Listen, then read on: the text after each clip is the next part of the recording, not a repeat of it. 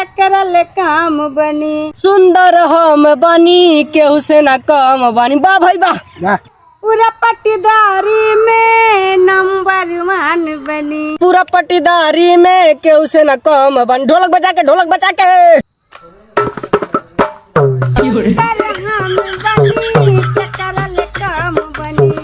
पूरा पट्टीदारी में नंबर 1 बनी। ससुरा में मिलल बा घरवा दुताला।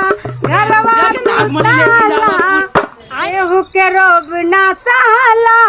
बलम हमर दुबई कमाला।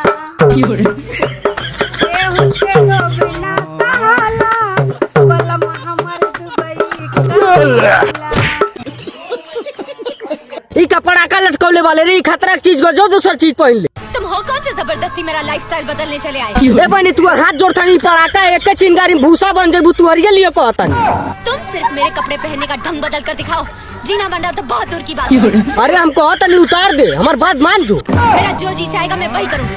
जो जी चाहेगा मैं वही पहनूंगी। मैं ये पहनूंगी, मैं ये पहनूंगी, मैं ये भी पहनूंगी, मैं ये सब पहनूंगी। क्या कर लोगे तुम? अच्छा नहीं मन में ते बात रुक जो। तेरा तो गेम बजाना पड़ेगा। नहीं।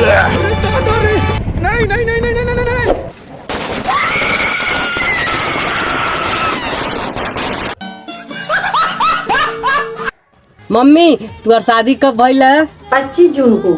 अच्छा तब तू कितना साल के रहलू? 15 साल की। क्यों क्या हुआ? हाँ तो हम 20 साल को गई नहीं सोचनी याद दिला दी।